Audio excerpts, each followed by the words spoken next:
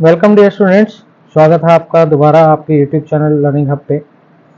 Hope last video जो है आपको अच्छे से समझ में आ गई होगी। उस वीडियो में हमने जो है कम्युनिकेशन के डिफरेंट आपके जो टाइप्स हैं वो डिस्कस किए थे और उनके कुछ एग्जांपल्स भी हमने किए थे। इसके अलावा हमने कुछ एमसीक्यूज भी अटेम्प्ट किए थे ताकि आपका जो कंसेप्ट है टाइप ऑफ मेथड्स या टाइप ऑफ कम्युनिकेशन को लेकर जो है वो क्लियर हो जाए। आज की जो वीडियो है उसके अंदर हम जो डिस्कस करने वाले हैं वो कम्युनिकेशन साइकिल जो हमने स्टार्टिंग में पढ़ा था, बेसिक कम्युनिकेशन साइकिल, उसी को थोड़ा सा और इलेबोरेटेड फॉर्म में हम डिस्कस करेंगे। इसके अलावा जो दूसरा टॉपिक हम डिस्कस करेंगे वो फीडबैक के बारे में डिस्कस करेंगे। फीडबैक क्या है, कितने टाइप का है, किस तरीके से फीडबैक को लिया जाना चाहिए, ये सारी चीज़ें जो है हम डिस्कस करने वाले हैं। तो चलिए शुरू करते हैं सबसे पहले आपके कम्युनिकेशन साइकिल से। तो जो कम्युनिकेशन साइकिल है उसमें हमने बताया था एक कॉमन कम्युनिकेशन साइकिल हमने पढ़ा था जिसमें आपके डिफरेंट कंपोनेंट्स थे। जो आपका स्टार्ट हो रहा था सेंडर से। सेंडर बेसिकली एक मैसेज को क्रिएट करता था जिस प्रोसेस को हम इनकोडिंग बोलते थे,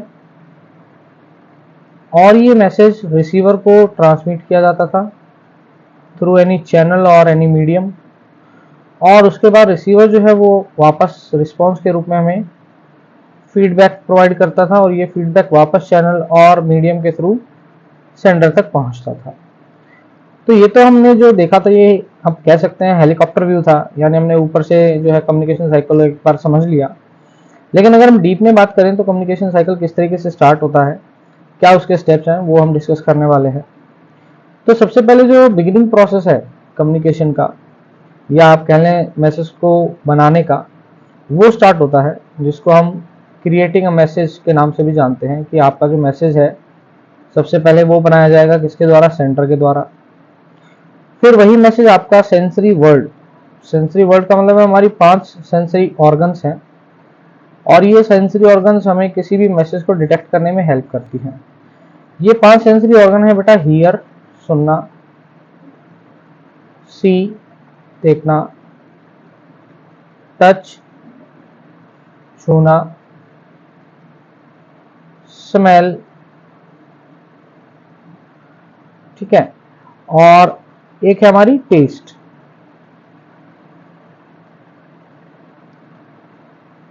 टेस्ट तो ये हमारी जो है 5 सेंसरी ऑर्गन है जिनकी हेल्प से हम किसी भी मैसेज को कैप्चर करते हैं या हमारा माइंड कैप्चर करता है। तो ये जो सेंसेस हैं यही हमारी मैसेज को क्या करेंगे, डिटेक्ट करेंगी। डिटेक्ट मतलब सेंस करेंगी, समझेंगी, और उन सारी मैसेजेस को या उन सारी इंफॉर्मेशन को हमारे ब्रेन तक पहुंचाने का काम करती है। ये सारी सेंसरी ऑर्गन पहले कैप्चर करती हैं और सारी मैसेज जो है या सारी इंफॉर्मेशन कहाँ पहुंचती है, हमारे ब्रेन में। ब्रेन का काम क्या है, ब्रेन करता है आपका फिल्टरिंग प्रोसेस, यानी आपका ब्रेन जो है इन सारी इंफॉर्मेशन को कैप्चर करने के बाद चेक करता है कि क्या ये इंफॉर्मेशन उसके पास ऑलरेडी है या ये इंफॉर्मेशन नई है, या पहला कोई ऐसा पास्ट एक्सपीरियंस उसके साथ हो चुका है। उस फिल्टरिंग के बेस पर आपका जो माइंड है वो एक रिस्पॉन्स मैसेज को तैयार करता है, या हम जिसको फीडबैक भी बोलते हैं, और वो रिस्पॉन्स मैसेज फिर आपका जो रिसीवर है वो बनाता है और आगे उसको सेंड करता है। और ये जो प्रोसेस है ये आपका रिपीट होता रहता है, यानी वापस से सेंडर के पास मैसेज गया, वापस से वहीं से ये प्रोसेस स्टार्ट हुआ, वापस से सारे स्टेप जो है क्या होंगे, रिपीट होंगे। तो ये तो एक ओवरव्यू था आपका, इसको डिटेल में पढ़ते हैं। तो यहाँ अगर आप देखें तो इस तरीके से आपकी जो है फर्स्ट सेंडिंग ऑफ मैसेज, यानी मैसेज क्रिएट हुआ, भेजा गया, बनाया गया। भेजने के बाद जो आपके रिसीवर है उसकी जो सेंसरी ऑर्गन्स है, जो मैंने 5 ऑर्गन्स आपको बताई, यानी आपकी hear, see, touch, smell and taste, इनके थ्रू उस मैसेज को क्या किया जाता है, आपका डिटेक्ट किया जाता है। ये मैसेज जब डिटेक्ट हो जाता है इन सेंसरी ऑर्गन से, तो ये सेंसरी ऑर्गन उस मैसेज को ब्रेन के पास जो है ट्रांसफर करती है। ब्रेन उन सारे मैसेजेस को या उस इंफॉर्मेशन को जो सेंसरी ऑर्गन्स के थ्रू ब्रेन तक पहुंचे, ब्रेन को फिल्टर करता है, और फिल्टर करने के बाद एक रिस्पॉन्स तैयार करता है या एक फीडबैक तैयार करता है कि हमें जो इंफॉर्मेशन मिली उसके बेस पर हम क्या रिस्पॉन्स देंगे, और वो रिस्पॉन्स वापस से सेंडर को मिलता है, और सेंडर वापस से फिर एक मैसेज क्रिएट करता है, और इस तरीके से ये साइकिल आपका रिपीट होता रहता है। तो देखिए बिगिनिंग ऑफ कम्युनिकेशन प्रोसेस में इसने वही बताया जो मैंने आपको बोला था कि सेंडिंग मैसेज सेंडिंग मतलब जो सेंडर है वो मैसेज को इनकोड करता है, क्रिएट करता है, which will be received by the receiver on the other and. जिसको दूसरी तरफ कौन रिसीव करेगा? आपका रिसीवर रिसीव करेगा। कह रहा है मैसेज को भेजने का जो मीडियम है, साधन है या चैनल है, वो आपके जेस्चर्स हो सकते हैं, फेशियल एक्सप्रेशंस हो सकते हैं, ड्राइंग हो सकती है, रिटर्न फॉर्म हो सकती है, स्पोकन फॉर्म हो सकती है, यानी any type of communication can be there. किसी भी टाइप का कम्युनिकेशन हो सकता है, वो चाहे ओरल हो, रिटर्न हो, विजुअल हो, बॉडी लैंग्वेज हो, ऑडिटरी हो। लेकिन मेन मकसद क्या है आपका? फर्स्ट स्टेप में मैसेज को क्रिएट करना और उसको रिसीवर तक पहुंचाना। जब रिसीवर के पास मैसेज पहुंचता है तो उसकी sensory world, sensory organs, 5 sensory organ मैंने आपको बताई थी, sight, hear, smell, taste and touch, ये जो है एक्टिव हो जाती है। और एक्टिव होने के तुरंत बाद ये सारे के सारे जो सराउंड पर्सन ने जो भी मैसेज भेजा है उनको क्या कर लेती हैं? डिटेक्ट कर लेती हैं। डिटेक्ट करने के बाद ये सारा का सारा जो आपका इंफॉर्मेशन है या आपके जो मैसेज है वो पहुंचता है ब्रेन के पास, और ब्रेन उस मैसेज को क्या करता है? फिल्टर करता है। और जो ये फिल्ट्रेशन प्रोसेस है, ये फिल्ट्रेशन प्रोसेस डिपेंड करता है, या जो डिटेक्शन है वो डिपेंड करती है कि आपकी एबिलिटी ऑफ सेंस कैसी है। एबिलिटी ऑफ सेंस मतलब आपकी जो सेंसिंग ऑर्गन्स है, क्या वो सही तरीके से काम कर रही है या नहीं। कई बार आपने देखा होगा कि कुछ लोग हियरिंग में कईयों को प्रॉब्लम है, किसी को साइट में प्रॉब्लम है, स्मेल या टच या टेस्ट में कईयों को प्रॉब्लम होती है, तो वो उनकी एबिलिटी पे डिपेंड करता है कि वो इस इंफॉर्मेशन को किस तरीके से डिटेक्ट कर पाते हैं। दूसरा फैक्टर आता है मेंटल अलर्टनेस, यानी आप जिस समय पर वो इन्फॉर्मेशन पास की जा रही थी या आपको भेजी जा रही थी, उस टाइम पर आप मेंटली कितना अलर्ट थे। तीसरा जो फैक्टर है वो है कल्चरल बैकग्राउंड, यानी आपकी जो बैकग्राउंड है, कल्चरल बैकग्राउंड है, वो कैसी है, किस बैकग्राउंड से आप बिलोंग करते हैं। हो सकता है कल्चरल डिफरेंस होने की वजह से आप उन चीज़ों को समझ ना पाए। और मेन इंपॉर्टेंट है विल पावर। विल पावर यानी आप कितना, आपके अंदर इच्छा शक्ति है उन चीज़ों को सुनने की। सामने वाला बोलता रहे, अगर आप सुनना ही नहीं चाहते तो उस केस में आपका जो ब्रेन है वो इस इंफॉर्मेशन को, या आपके सेंसरी ऑर्गन है उन इंफॉर्मेशन को डिटेक्ट नहीं करेंगी और ना ही उनको ब्रेन तक पहुंचाने का काम करेंगी। तो ये सारे फैक्टर्स हैं जिसकी वजह से आपकी जो सेंसरी ऑर्गन है डिटेक्ट करती है चीज़ों को और ब्रेन तक पहुंचाने का काम करती है। फिर फिल्टरिंग प्रोसेस स्टार्ट होता है, और फिल्टरिंग का काम जो है वो करता है हमारा ब्रेन, फिल्टर पेपर की तरह। ये जो है सारे मैसेज को रीड करता है, डिकोड करता है और अंडरस्टैंड करता है उसके कंटेंट के अकॉर्डिंग कि क्या सामने वाले ने कहा है। उसके बाद फिल्टरिंग करने के बाद आपका एक रिस्पॉन्स मैसेज जो है वो तैयार किया जाता है। Most complex working of mind, ये सबसे कॉम्प्लेक्स वर्किंग होती है माइंड की, क्योंकि इसमें सबसे ज़्यादा इंटेलिजेंस की ज़रूरत होती है कि आपने सामने वाले को क्या रिस्पॉन्स देना है। तो कह रहा है पर्सन की जो इंटेलिजेंस है वो क्या है, उसके बेस पर जो है ये नया मैसेज जो आपका क्रिएट किया जाता है कि उसको जो इन्फॉर्मेशन मिली वो किस टाइप की थी, क्या उसके बारे में उसके पास पहले से कोई प्रायर इन्फॉर्मेशन है या नहीं है, या उसके लिए ये इन्फॉर्मेशन बिल्कुल नहीं है। उसके अकॉर्डिंग ही आपका जो ब्रेन है एक नया रिस्पॉन्स जो है वो तैयार करता है, जो कि वापस किसको दिया जाता है? आपके सेंडर को दिया जाता है। सेंडर को जब वो रिस्पॉन्स मिलता है तो वापस वो मैसेज जो है सेंडर के ब्रेन में जाता है, सेंडर फिर उसको फिल्टर करता है, यानी ये पूरा प्रोसेस अगेन जो है वो रिपीट होता रहता है जब तक कि आपका कन्वर्सेशन सेंडर और रिसीवर के बीच में चलता रहेगा। तो ये सारा जो प्रोसेस है इसको हम क्या कहते हैं? आपका कम्युनिकेशन साइकिल। कम्युनिकेशन साइकिल, और ये कम्युनिकेशन साइकिल रिपीट होता रहेगा जब तक कि कन्वर्सेशन आपका जारी रहेगा। तो इस बात को याद रखिएगा। इसमें से जो मोस्ट इंपोर्टेंट क्वेश्चन पूछा जाता है वो पूछा जाता है what do mean by filtering process. Filtering process क्या है? तो फिल्टरिंग प्रोसेस का जब भी आप आंसर लिखेंगे तो आप स्टार्ट करेंगे सेंसरी ऑर्गन से, कि जब सेंडर रिसीवर को मैसेज भेजता है तो रिसीवर की सेंसरी ऑर्गन जो है वो एक्टिव हो जाती है, मैसेज जो आ रहा है उसको कलेक्ट करती है, उनको ब्रेन तक पहुंचाती है, ब्रेन उनको किसी पर्टिकुलर जो आपकी कंडीशन है उनके ऊपर फिल्टर करता है, इंटेलिजेंस लेवल पर फिल्टर करता है, और एक रिस्पॉन्स जो है हमें क्रिएट करके देता है। तो वो उसका जो होगा राइट आंसर होगा। इसके बाद चलते हैं नेक्स्ट, फीडबैक। फीडबैक हमने पढ़ा था कि आपका जो कम्युनिकेशन साइकिल है उसका मेन कंपोनेंट, फाइनल कंपोनेंट, जहां पर आपका कम्युनिकेशन साइकिल हम कह सकते हैं एंड होकर वापस सेंटर के पास आता है, तो ये आपका फाइनल कंपोनेंट है जो कि सबसे इम्पोर्टेंट फैक्टर है कम्युनिकेशन प्रोसेस के अंदर। और आपका जो फीडबैक आता है तभी टू वे कम्युनिकेशन जो है वो पूरा होता है, क्योंकि अगर सेंडर बोलता रहे और आपका रिसीवर कोई रिस्पॉन्स ना करेगी, उसको बात समझ में आई या नहीं आई, तो वो कम्युनिकेशन टू वे नहीं होगा। इसका मतलब है कि सामने वाला बोल तो रहा है लेकिन हम उसकी बात पर ध्यान नहीं दे रहे, ना ही रिस्पॉन्स कर रहे हैं, तो वो वन वे कम्युनिकेशन आपका कहलाएगा। तो टू वे कम्युनिकेशन को कंप्लीट करने के लिए आपका रिस्पॉन्स का होना बहुत जरूरी है। तो कह रहा है the message sent by the receiver back to the source, source मतलब आपका सेंटर को। कह रहा है जब आपका रिसीवर किसी मैसेज को वापस से सोर्स जहां से आपको इन्फॉर्मेशन मिली थी उसी को वापस सेंड करता है, तो वो क्या कहलाता है आपका फीडबैक। और फीडबैक आपके दोनों टाइप के हो सकते हैं, वर्बल एंड नॉन वर्बल, यानी दोनों टाइप के फीडबैक आपके काउंट किए जाते हैं, चाहे वो वर्बल फॉर्म में हो या नॉन वर्बल फॉर्म में हो।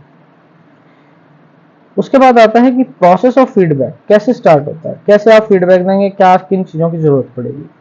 तो अगर आप फीडबैक देने के लिए सबसे पहले आपका जरूरी है चीजों को सुनना और उनको अंडरस्टैंड करना। अगर आप चीजें सुनेंगे ही नहीं और ना ही अंडरस्टैंड कर पाएंगे तो फीडबैक भी आपका वैसा नहीं होगा जैसा आप देना चाहते हैं।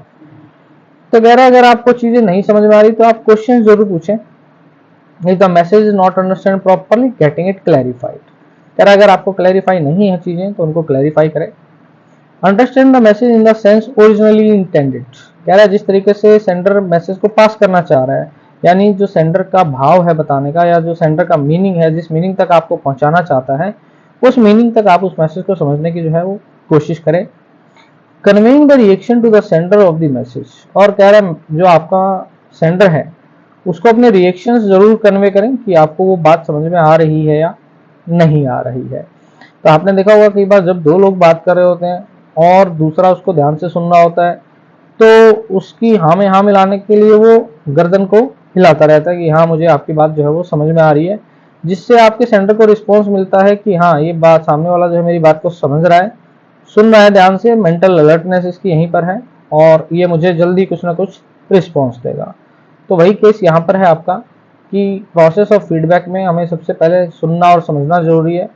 चीजें समझ में नहीं आती तो हम तुरंत क्वेश्चन करें, और जिस मैसेज को पास करना चाहता है सेंडर उस मैसेज को उसी के अकॉर्डिंग जो है हमें अंडरस्टैंड या समझना जरूरी है, और अपने रिएक्शंस को जो है जरूर कन्वे करें अपने सेंडर के साथ।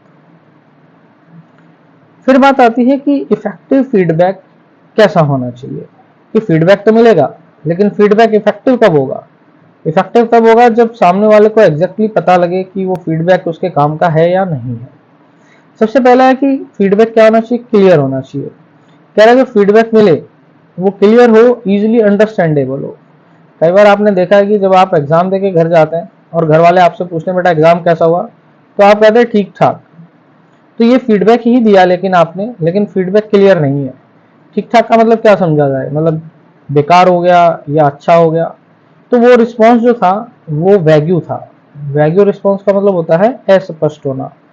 ठीक है, तो आपका यानी जो फीडबैक आप दें कभी भी वो कैसा होना चाहिए, क्लियर होना चाहिए। दूसरा वेल टाइम, सही समय पर दिया गया फीडबैक ही आपका जो है काम का होता है।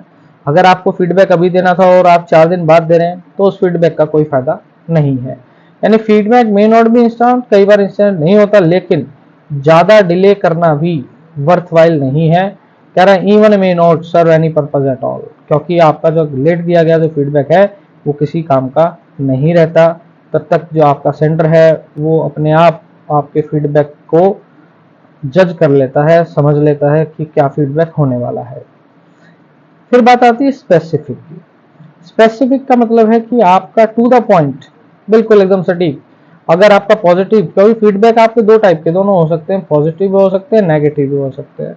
तो कह रहा है पॉजिटिव हो या नेगेटिव फीडबैक हो, जैसा ही फीडबैक हो आप वैसा का वैसा ही आप सामने वाले को बताएं, ताकि उसको जो है स्पेसिफिक फीडबैक मिले। पॉजिटिव है तो क्यों पॉजिटिव है और नेगेटिव है तो क्यों नेगेटिव है। कह रहा है बियरिंग राइट एटीट्यूड, यानी कह रहा है कि both understanding attitude of sender and fault finding attitude of receiver should be avoided to make feedback effective. कह रहे हैं एटीट्यूड जो है सेंडर का एटीट्यूड होता है अंडरस्टैंडिंग की, जल्दी जल्दी अंडरस्टैंड कराए बात को। लेकिन रिसीवर का क्या होता है, फॉल्ट को फाइंड आउट करना। रिसीवर का जो आपका एटीट्यूड होता है वो फॉल्ट को फाइंड आउट करना होता है, सेंटर के फॉल्ट्स को फाइंड आउट करेगा, उसको पॉइंट आउट करेगा। तो कह रहा है ऐसा नहीं होना चाहिए, आपको लगता है कि वास्तव में फॉल्ट है, वास्तव में नेगेटिव फीडबैक देने की जरूरत है तो ही बताएं, अदरवाइज आपका एटीट्यूड जो है वो बिल्कुल फेयर हो, पॉजिटिव है तो पॉजिटिव और नेगेटिव है तो नेगेटिव। ऐसे ही ट्रूली रिप्रेजेंटेटिव रहें, पॉजिटिव केस में पॉजिटिव फीडबैक, नेगेटिव केस में नेगेटिव फीडबैक। और कभी भी हेजिटेट ना करें, अगर आपको ऐसा लग रहा है कि आप नेगेटिव फीडबैक जो है आपका देना बनता है तो उस केस में कभी भी हेजिटेट ना करें। फिर कह रहे हैं इम्पर्सनल। इम्पर्सनल का मतलब होता है हम पर्सनल रिएक्शन या हमारे पर्सनल रिलेशंस की वजह से अपने फीडबैक को कई बार चेंज कर लेते हैं। तो कह रहा है ऐसा भी नहीं होना चाहिए कि आप अपने फीडबैक को क्या कर लें, चेंज कर लें depending on the reaction of the person, कि ये मेरा दोस्त है, इसको मैं नेगेटिव फीडबैक क्यों दूं, इसको मैं पॉजिटिव फीडबैक देता हूं, इसको बुरा लगेगा। तो ऐसा नहीं होना चाहिए, इम्पर्सनल होने चाहिए, यानी पर्सन के ऊपर आपका फीडबैक डिपेंड नहीं करना चाहिए। फिर कह रहे हैं इन्फॉर्मेटिव, कह रहे हैं जो भी फीडबैक दें उसके अंदर इंफॉर्मेशन हो, ताकि जो सेंटर है उस इंफॉर्मेशन की हेल्प से वो पता कर पाए कि क्या चीज उसकी जो है वो खराब थी और क्या अच्छी थी, क्या उसको इम्प्रूव करना है। तो इन्फॉर्मेटिव फीडबैक उसको कहीं ना कहीं अपने आप में इम्प्रूव करने में हेल्प करता है। तो इफेक्टिव फीडबैक के लिए ये पॉइंट्स होने हमारे बहुत जरूरी है। उसके बाद आते हैं फीडबैक की एडवांटेज क्या होगी, क्यों फीडबैक चाहिए हमें, हमें क्या फायदा होगा। कह रहा फीडबैक इज इफेक्टिव लिसनिंग, कह रहा whether the feedback is provided verbally और nonverbally the person providing the feedback needs to know they have been understood and their feedback provide some value. कह रहा फीडबैक जब आपको किसी से मिलता है उसको ध्यान से सुनना चाहिए। क्यों? क्योंकि अगर आप उसको ध्यान से सुनेंगे और समझेंगे तो आपकी परफॉर्मेंस में कहीं ना कहीं कुछ वैल्यू ऐड करेगा, यानी आपको इंप्रूव करने में हेल्प करेगा। फीडबैक कैन मोटिवेट, कह रहा है फीडबैक जो क्या करता है मोटिवेट भी करता है। कह रहा है जब रेगुलर फीडबैक दिया जाता है एम्प्लॉइज को तो वो मोटिवेट होते हैं और अपनी परफॉर्मेंस को बेटर बनाते हैं। कह रहा है कई बार दूसरे से लिया गया फीडबैक आपकी बहुत सारी प्रॉब्लम्स को भी सॉल्व करता है। अगर हमारे पास कोई प्रॉब्लम है और हम खुद ही लेके बैठे हुए उसको और हमने दूसरे के साथ डिस्कस नहीं किया तो हमें रिस्पॉन्स नहीं मिलेगा, रिस्पॉन्स यानी फीडबैक नहीं मिलेगा, फीडबैक नहीं मिलेगा तो उसे प्रॉब्लम जो है उसका सॉल्यूशन भी हमें नहीं मिल पाएगा। तो कह रहा है कि आपका जो फीडबैक है वो हेल्पफुल होता है जब हम सेंडर को अपनी फीडबैक के रिगार्डिंग, अपने इशू के रिगार्डिंग कुछ जो है डिस्कस करते हैं और रिसीवर जो है उन चीज़ों पर ध्यान देकर हमें अपने पर्टिकुलर एरिया जहाँ पर हमें इम्प्रूवमेंट की जरूरत है उनको गाइड करने में हमारी हेल्प करता है। कह रहा फीडबैक जो है परफॉर्मेंस को भी इंक्रीज करता है। कह रहा फीडबैक को कई बार क्रिटिसिज्म के रूप में लिया जाता है, यानी हमारी निंदा हो रही है या हमारी बेइज्जती हो रही है इस रूप में हम उसको ले लेते हैं। लेकिन हमें कभी भी फीडबैक को क्रिटिसिज्म के रूप में ना लेकर उसे एक एज ए इम्प्रूवमेंट के रूप में जो है हमें उसको देखना चाहिए, समझना चाहिए, ताकि हम अपनी परफॉर्मेंस में इम्प्रूवमेंट कर पाए। कह रहा बेटर अंडरस्टैंडिंग, कह रहा फीडबैक हमारी हेल्प करता है कि लोगों का हमारे बारे में क्या व्यू है, क्या व्यू है, क्या ओपिनियन वो रखते हैं, क्या वो सोच हमारे बारे में रखते हैं। क्योंकि अगर हमें सामने वाले से फीडबैक मिलेगा तो हमें पता लग जाएगा कि कितने परसेंट लोग जो हैं आपके उस कम्युनिकेशन से या आपके उस मैसेज से या आपके उस इंफॉर्मेशन से खुश हैं और कितने नहीं हैं। तो इसलिए फीडबैक होना जरूरी है ताकि हमें अंडरस्टैंड हो सके कि हमारी जो ऑडियंस है या हमारे जो रिसीवर है वो हमारे बारे में क्या व्यू रखते हैं। तो कह रहा है क्रिएटिंग हेल्दी रिलेशंस, कह रहा है टू वे कम्युनिकेशन जब होता है और जब हम चीजें शेयर करते हैं एक दूसरे के साथ और हमें फीडबैक मिलता है और उस फीडबैक से हम एक दूसरे की परफॉर्मेंस को जब इन्हांस करते हैं, इम्प्रूव करते हैं, तो हमारे बीच की जो बॉन्डिंग है सेंडर और रिसीवर के बीच की बॉन्डिंग वो अच्छी बनती चली जाती है। तो कई बार आपने देखा होगा आपके फैमिली मेंबर्स के अंदर या आपके जो आपकी एज के जो बच्चे हैं वो चाहे मौसी जी के लड़के हों, ताऊ जी के हों या आपकी बुआ जी के लड़के हों या बच्चे हों, तो उनमें से किसी एक के साथ आपकी बॉन्डिंग बहुत अच्छी बनती है क्योंकि हो सकता है वो आपको अच्छे से सुनता हो, आपकी हेल्प करता हो, आपको पॉजिटिव फीडबैक देता हो और उसकी वजह से आपको कहीं ना कहीं लाइफ में आपका परफॉर्मेंस या किसी पर्टिकुलर सिचुएशन में उसने आपको निकालने में मदद की हो।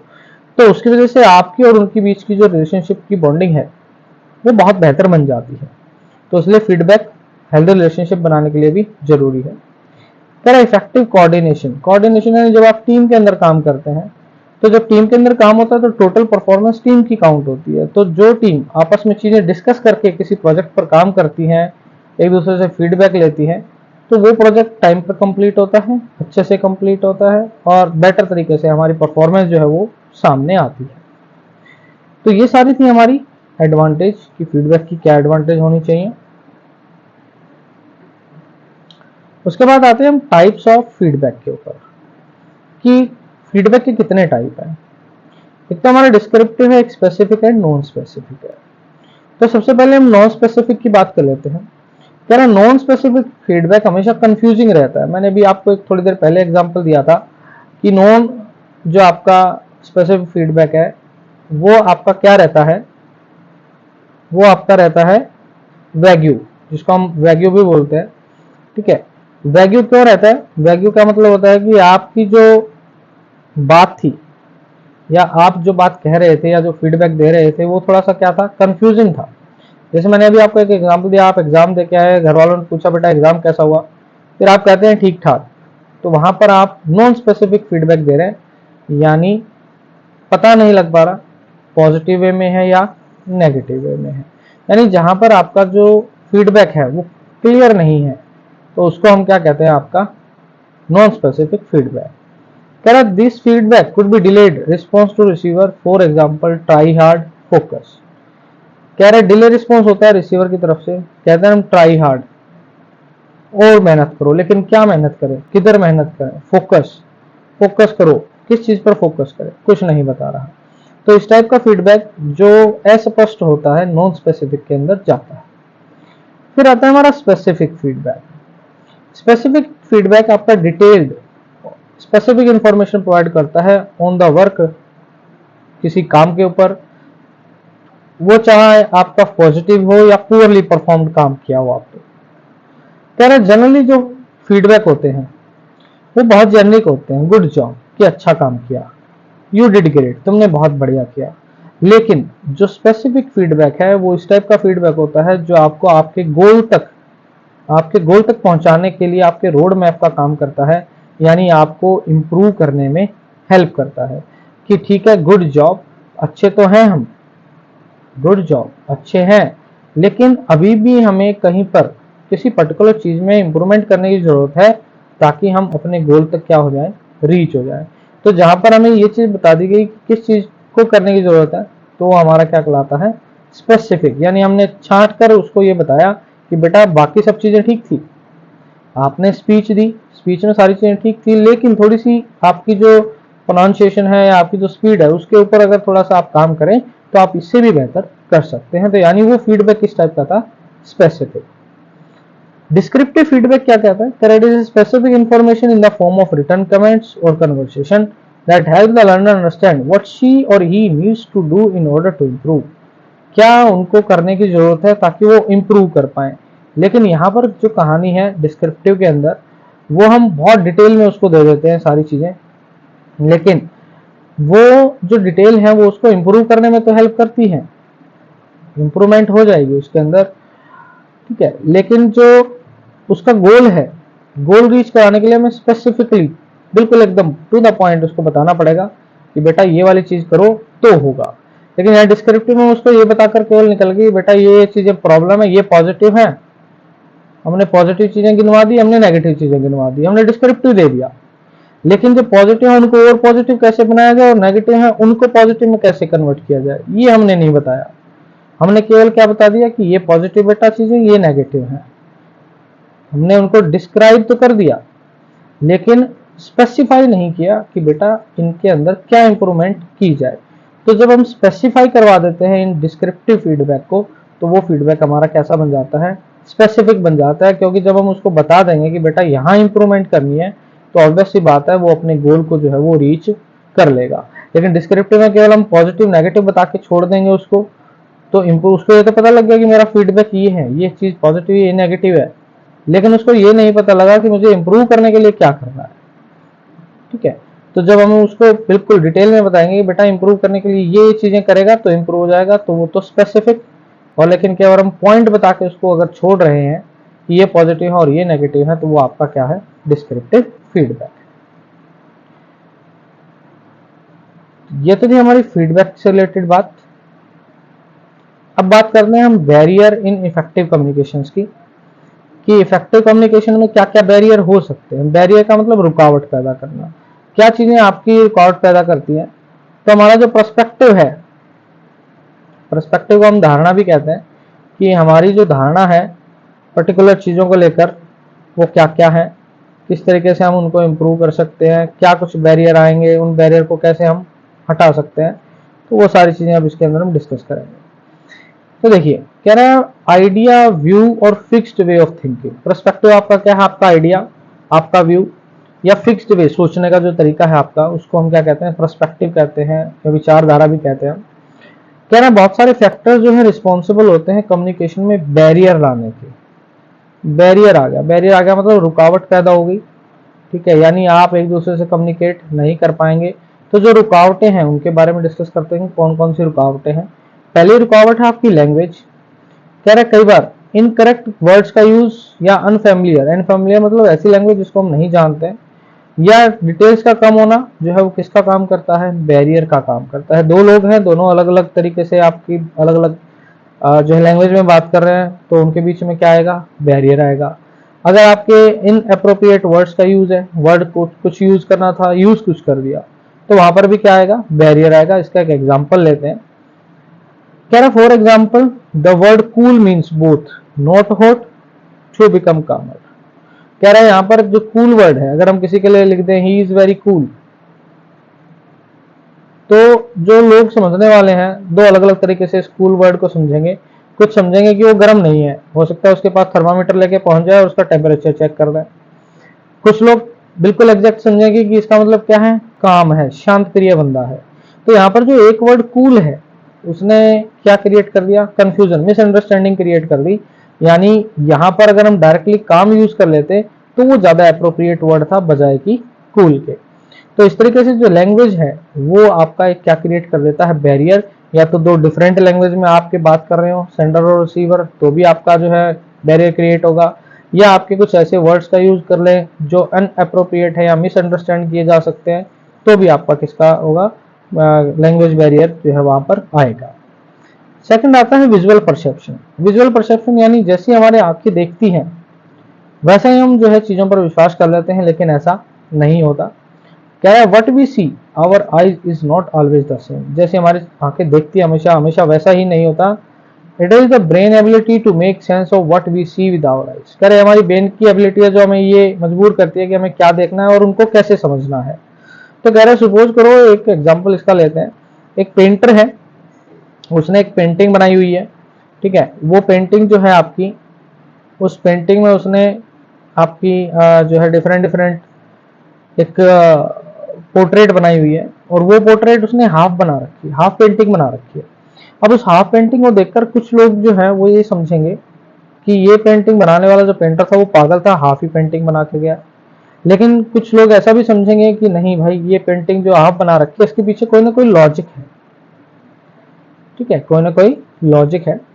एक और एग्जांपल ले लो इसका। जैसे आपकी क्लास के अंदर दो टाइप के स्टूडेंट्स होंगे। मान लो सपोज कर आपकी कभी एक्स्ट्रा क्लासेस जो है वो लगाई गई, या गर्मी की छुट्टियों में एक्स्ट्रा क्लासेस लगा दी गई, तो आधे से ज्यादा बच्चे या 50% बच्चे हो सकता है ऐसा सोचें कि ये वेस्ट ऑफ टाइम है।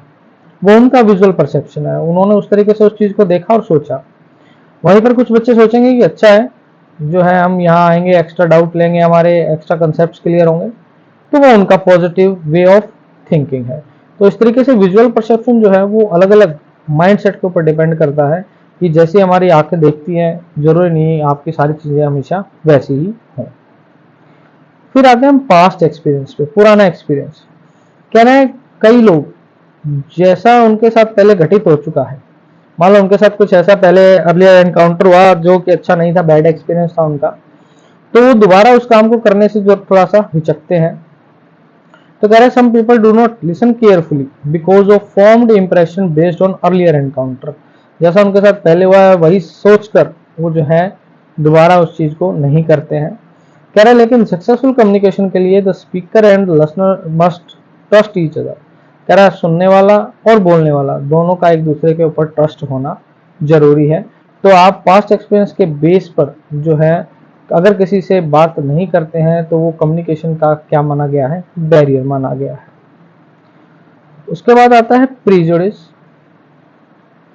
प्रीजुडिस के अंदर आप जो बात करेंगे, प्रीजुडिस आपके दो वर्ड को लेकर बना है, प्री एंड जज। प्री जज का मतलब है कि आप बिना किसी बंदे से कम्युनिकेट किए पहले ही उसके बारे में अपना जो है माइंडसेट बना लेते हैं कि ये बंदा तो ऐसा है, यानी प्री जज कर लिया आपने, बिना कम्युनिकेशन उससे किए, आपने उसको जज ही नहीं किया, प्री जजमेंट आप कर चुके हैं। तो कह रहे जैसे एक एग्जांपल दिया है कि कई बार हम ये सोचते हैं कि सभी बच्चे मुझे जो है क्लास में डिसलाइक करते हैं। तो ये जो व्यू बनाया हमने, ये हमने कोई फीडबैक नहीं लिया, ना ही हमने कम्युनिकेट करके किसी से पूछा, ये हमारा प्री जजमेंट था, अपने लिए ही प्री जजमेंट था कि सब बच्चे जो मुझे क्या करते हैं, डिसलाइक करते हैं। तो कह रहा है ये जो प्री जजमेंट है, ये ही आपको क्या करता है, प्रॉब्लम क्रिएट करता है कि आपकी जो प्री जजमेंट है वो क्या है, गलत है। फिर आते हैं आपके फीलिंग्स पे। फीलिंग्स के अंदर क्या है, आपकी जो है, कह रहे हैं फीलिंग्स और इमोशंस जो है हमारी, जैसे लैक ऑफ इंटरेस्ट, इंटरेस्ट कम होना, दूसरे के ऊपर ट्रस्ट ना करना, वो भी हमारी क्या करती है, कम्युनिकेशन को अफेक्ट करती है। कह रहे हैं बहुत सारे लोग माइंड देयर ओन बिजनेस, अपने काम से काम रखते हैं, ना ही वो किसी की कंप्लेंट करते, चाहे कोई किसी को बुली कर रहा हो स्कूल में या कुछ भी कर रहा हो, वो अपने आप को बचाने के लिए उन प्रॉब्लम में फंसने को तैयार नहीं होते, ना ही वो उन चीज़ों के रिपोर्ट करते हैं, यानी वो अपने आप में ही खोए रहते हैं, अपने काम से काम रखते हैं। तो वो उनकी इंटरनल फीलिंग्स है जिनको हम चेंज नहीं कर सकते, तो उनकी वो फीलिंग उनको कम्युनिकेट करने से रोकती हैं। वो अपने आप में ही रहते हैं, अलग रहते हैं और एक दूसरे से कम्युनिकेट नहीं करते, जिससे कि कम्युनिकेशन में बैरियर क्रिएट होता है। फिर आता है आपका next mechanical factor. Mechanical factor में आपका क्या है, कह रहा है जो इक्विपमेंट है, मैकेनिकल फैक्टर का मतलब है कम्युनिकेशन के लिए जो इक्विपमेंट आप यूज करोगे वो हमेशा परफेक्ट वर्किंग ऑर्डर में होनी चाहिए। अगर मान लो मोबाइल फोन पे बात कर रहे हैं, तो मोबाइल फोन पे आपने देखा होगा कि कई बार जो है आप कम्युनिकेट करते करते आपका नेटवर्क जो है वो बिल्कुल डाउन हो जाता है, वीक हो जाता है और हमारी जो बात है वो नहीं हो पाती, या कट कट के हमें आवाज आती है। तो कम्युनिकेशन में क्या क्रिएट हो गया, बैरियर। तो कह रहा है वो कोई भी डिफेक्ट इक्विपमेंट के अंदर जो आपके कम्युनिकेशन को डिस्टर्ब करे या लेट करे आपको कम्युनिकेट करने में, इक्विपमेंट की वजह से आप लेट हो रहे हैं कम्युनिकेशन में, तो वो आपका क्या कराएगा, मैकेनिकल फैक्टर। जैसे यहाँ पर भी दिया आपका मोबाइल नेटवर्क की प्रॉब्लम जो है कॉमन मानी गई है मैकेनिकल फैक्टर के लिए। जहाँ पर मोबाइल नेटवर्क की प्रॉब्लम होती है तो वो मैकेनिकल बैरियर आपका होता है, मैकेनिकल बैरियर को कहते हैं। उसके बाद आता है लास्ट आपका पर्सनल फैक्टर्स। पर्सनल फैक्टर पढ़ेंगे इसमें हम कि पर्सनल फैक्टर क्या क्या है। पर्सनल फैक्टर कह रहे हैं, पर्सनल फैक्टर इंक्लूड करता है आपकी फीलिंग्स क्या है, आपकी हैबिट्स क्या है, आपका वे ऑफ थिंकिंग क्या है, आपका लो कॉन्फिडेंस, आपका फियर कई बार आपको दूसरे से कम्युनिकेट करने से रोकता है। तो ये आपका क्या कहलाता है, पर्सनल फैक्टर। यानी आप जो है अपनी फीलिंग्स की वजह से, अपनी हैबिट्स की वजह से या अपनी सोच की वजह से कई बार दूसरे से कम्युनिकेट नहीं कर पाते, या आपको डर होता है कि कम्युनिकेशन करें ना करें, बुरा लग गया सामने वाले को तो क्या होगा, या आपका कॉन्फिडेंस लो होता है कि मैं ये बात रख नहीं पाऊंगा या मैं उनको कन्विंस नहीं कर पाऊंगा। तो ये सारी चीजें किस में जाती हैं, आपके पर्सनल फैक्टर्स के अंदर जाती हैं। इसके बाद आते हैं टाइप्स। अभी जो हमने पढ़े थे वो पढ़े थे बेटा फैक्टर्स, अभी जो हमने पढ़े थे वो हमने क्या पढ़े थे, आपके फैक्टर्स पढ़े थे। अब हम जो पढ़ेंगे वो क्या पढ़ेंगे, टाइप्स। तो टाइप्स को जो है उन्हीं के बेस पर बनाया गया जो हमने फैक्टर्स पढ़े हैं।